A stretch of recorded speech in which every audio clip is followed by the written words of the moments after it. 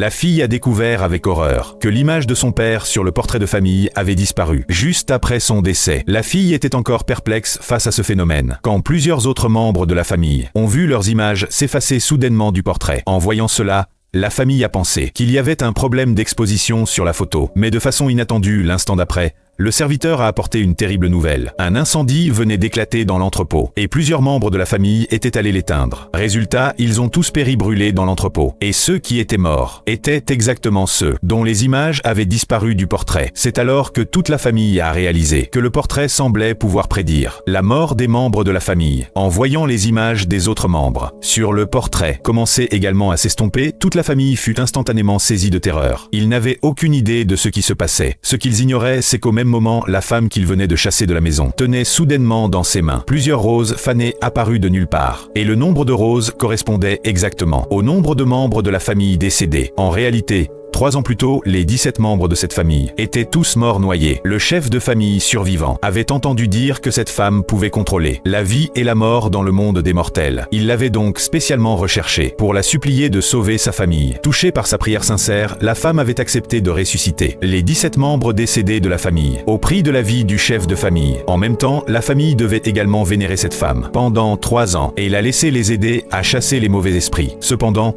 au fil des 3 années, les membres de la famille ont progressivement oublié l'avertissement que le chef de famille leur avait donné avant sa mort. Ils ont commencé à traiter la femme avec de moins en moins de respect. Même le jour du mariage du petit-fils du chef de famille, ils n'ont même pas pris la peine d'en informer la femme. La femme savait que sans sa bénédiction, la nouvelle belle-fille de la famille subirait également un malheur. Elle s'est donc rendue spécialement au mariage et a exigé que la belle-fille lui offre d'abord le thé, en signe de respect. Mais la belle-mère, qui n'aimait pas cette femme depuis longtemps, l'a immédiatement réprimandée en entendant cela. Elle a accusé la femme d'agir en tyran dans la famille pendant 3 ans, sans apporter aucune contribution. Et maintenant, elle voulait même boire le thé, offert par son fils et sa belle-fille. C'était tout simplement du rêve éveillé. Voyant à quel point elle était irrespectueuse, la femme a immédiatement jeté un sort et a fait se gifler la belle-mère elle-même 10 fois. Tout le monde était stupéfait devant ce spectacle. Mais les parents de la nouvelle mariée, forts de leur pouvoir et de leur influence, n'avaient pas peur du tout. Ils ont également accusé la femme d'utiliser des tours d'hypnose pour escroquer les gens. Sur ces mots, ils ont insisté pour que les mariés se marient immédiatement et leur ont ordonné de leur offrir le thé en premier. Ils prévoyaient même de chasser la femme de la maison dès que le mariage serait terminé. Ce qu'ils ignoraient, c'est que la dignité de cette femme ne pouvait être bafouée. L'instant d'après, les tasses destinées à la cérémonie du thé ont volé en éclats. En un instant, des cicatrices sont également apparues sur les visages des membres de la famille,